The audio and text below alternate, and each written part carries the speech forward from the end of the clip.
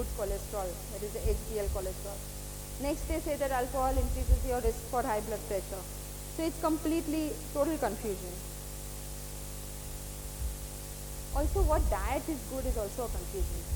Like, do you need to change your diet often? Do you need to take a high carbohydrate diet?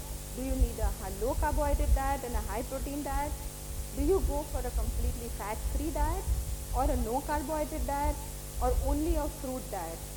Or we have heard there are also resorts in India which promote all grape diet. Of course there's good news because now there is a lot of knowledge coming up, lot of scientific findings telling you what to look for and how the food reacts in the body, and we're getting a lot of insight into what happens at a molecular level. Many scientific studies coming up and a lot of information is coming up which is devoid of gimmicks and which is devoid of myths. There are a lot of new facts again about proteins, about roughage, how much roughage we should have, then about carbohydrates, about fats, how much of carbohydrates, how much of fat. About roughage I must tell you while I am at it, that roughage also, too much of it is not good and less is also not good. Like we hear so much about roughage, have roughage, have roughage. There are some people who promote, having roughage, isabgul before your meal so that you don't feel hungry. But having isabgul just before your meals is not good because it interrupts the digestion of your vital nutrients. Also roughage more than 50 grams interrupts the absorption of all your good nutrients. What was the caveman diet? Some people say you must have the caveman diet because it was a very natural form of diet with only raw fruits, vegetables. They never used to have milk. They never used to have grains. They used to have meat. Now what was good about that diet? The good about the diet was that cavemen used to be free from diabetes and cardiovascular diseases. But the bad part was that they had stunted growth and they had lifespan of only 40 years. So now we know certain things for sure. We know that carbohydrates, proteins, fats, all are necessary in your every single day diet. Carbohydrates you need about 55 to 65% in your daily food. Less than 50% is harmful. Proteins you need 15 to 20% of your diet. Fats you need 20 to 25% of your diet, and some of us feel that it should be fat free. So more than the upper limit is harmful and less than the lower limit is also harmful. Now about carbohydrates. What are carbohydrates?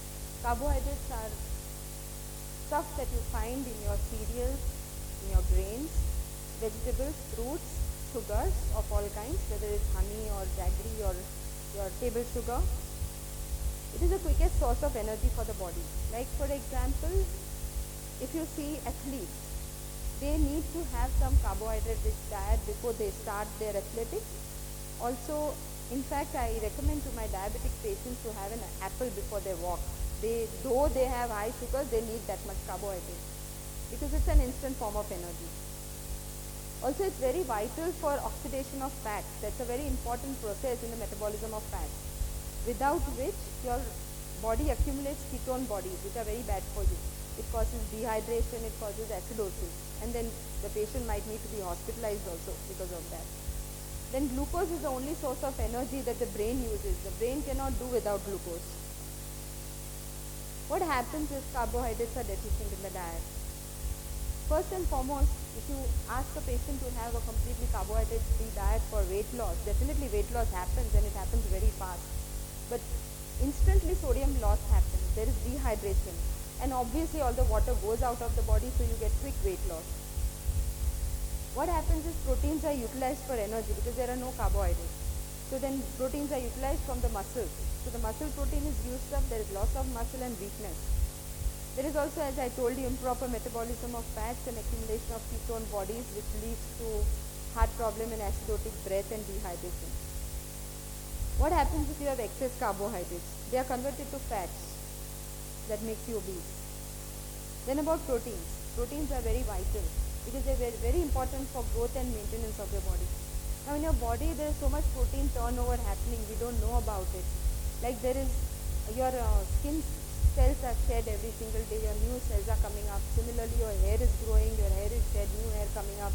Similarly, it happens all throughout your digestive system. The cells are shed and you get a new, you will not be aware, but a new digestive tract lining every 7-8 days. Where does all the protein come from? All this protein is also processed in the body. The same thing is used, and of course new protein from your diet is used. Then all the repair that is happening in the body. When you are tired, you have to sleep, and when you are resting, your body is getting repaired. The small injuries that take place in your body because of your activity, all that is getting replaced. Also your wound healing, your tissue repair. Then the most important, defense and detoxification. Whenever there is an influx of bacteria, virus in the body, there are antibodies that are being produced. What are they? They are proteins. Similarly, detoxification. We ingest toxins every single day, either in the form of chemicals in our food, some kind of preservatives, some drugs that we are taking. All the detoxification happens with proteins. Then we have a particular amount of acid-base balance which needs to be maintained in the body. That also is done by proteins. Also the fluid balance. For example, your blood contains certain amount of proteins which keeps a particular osmotic pressure. Suppose if your blood has less protein, the fluid doesn't stay in your bloodstream and it goes out in the extracellular compartment, and then you get swelling. So the fluid balance is maintained by proteins. Also the enzymes and hormones which are used all over the body, whether it's digestive enzymes or it's enzymes for processing each and everything in the body, all the hormones, for example insulin that is important in preventing diabetes, or your thyroid hormone, or all the hormones, they are all proteins in nature. So proteins are very important, we can't do without them. What happens if there is a deficiency of proteins? As I told you, there is improper growth and maintenance. Then there is a loss of hair and skin, because something has to happen at the expense of something. Now your protein turnover, as I told you, whatever is necessary in the body, the proteins have to be utilized somehow. But then it happens at the expense of your hair and skin. So obviously you lose your hair and you will have skin problems. Then there is susceptibility to infection, collection of toxins. What happens if you take excess proteins? Like they used to promote some diet with only proteins, but that causes a load on the kidneys. So it's not good. What about fats? If your diet is devoid of fats, you will not get the essential fatty acids which you get only from pure fats. There are fatty acids called omega-3 and omega-6 which are very important for your neurological function and your brain function, besides various other processes. Like for example, a child whose diet is devoid of omega-3 fatty acid will get learning deficits. So now we know all these things and how important these essential fatty acids. Essential fatty acids are essential because they are not manufactured in the body. We can only get it from pure fats. Then there are fat-soluble vitamins like vitamin A, which is important for vision, vitamin D, which is important for your bones, vitamin E, which is again important for your skin, hair and your immunity, and it's a very good antioxidant, and vitamin K, which is important for blood clotting. All these vitamins are only available in fats. They are only available from fats. They are not manufactured by the body. Also, fats is important for many other bodily functions. For example, your cholesterol is needed. Some amount of cholesterol is needed for formation of your brain neurotransmitters, for your sex hormones, so you cannot do without them. Also, there is some amount of fats in the body which is called essential fats. About 12% of fats in a normal woman is absolutely essential, and about 8% of fat in a normal male is absolutely essential. Your body cannot do without that much fat. What happens if there is excess of fat? As we all know, it causes obesity and related problems. And deficiency of fats also causes deficiency of fat-soluble vitamins and essential fatty acids. Now there are other nutrients. These are all the macronutrients which the body needs in larger amounts: carbohydrate, protein, fat. There are other nutrients called micronutrients which are also very important and we cannot do without. Vitamins are one of them. As I told you, fat-soluble vitamins, A, D, E, K. Water-soluble vitamins, B vitamins and vitamin C. All these are very important functions in the body. Also minerals, like macro minerals like calcium, magnesium, which are important for our bones, sodium, potassium, which are important for our, again, your fluid balance and your electrical activity, which happens throughout the body. Sulfur, which is important for certain amino acids. Then there are micro minerals like iron, which is a very important component of our hemoglobin. So you become anemic if you don't have enough iron. Then there is zinc, which is again important for many.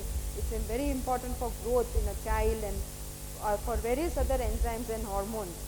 Then there is copper, molybdenum, iodine, as we know, for thyroid. So all these minerals are very important. We cannot forget that water is one of the most important nutrient in the diet that we need, because 75% of our body is made of water. It is important for all the bodily functions, because the movement of all the fluids, whether it's in and out of cells, whether it is through our bloodstream in the form of blood, or whether it's in the form of digestive juices, or whether it is for the purpose of transporting nutrients. And most important function of water is it maintains temperature of the body. If your body is devoid of water, it will become hyperthermic. The temperature will rise. So deficiency of water, we need at least 1.5 to 2 liters of water daily. And in a place like Mumbai, where the weather is so hot and humid, definitely in the summer you need more than that, and most of us are unaware of that. Deficiency of water causes improper regulation of temperature, as I told you. It causes a rise in temperature, it causes problems in blood pressure, and it causes problems in bodily functions. So now how do we determine what is the ideal body weight that we should achieve? There is a certain formula which is very simple for all of us to calculate. It's like the height, your height in inches multiplied by 2.54, which is the height in centimeters. Suppose if that is x, in normal men, it is x minus 100. That is the ideal body weight. You can calculate, you can go home and calculate your own ideal body weight. In women, it is x minus 105. This is for all practical purposes. Now there is something called BMI, body mass index, which is weight upon height in meters square. That is an indication of body fat percent. Now what does BMI mean? And what is the normal body fat percent? If it is 20 to 25%, it is normal. 25 to 30% is overweight. 30 to 35% is obese. 35 to 40% is super obese. And more than 40% is morbidly obese. They are morbidly obese people are the people for whom their obesity becomes very dangerous to their own existence. Such people need to go for all these gastric banding surgeries and this kind of thing, bariatric surgeries. So what do we do? Best thing to do is have a personalized diet which is calculated on the basis of ideal body weight, physical activity and BMI. Now as we know, physical activity is also different for different people.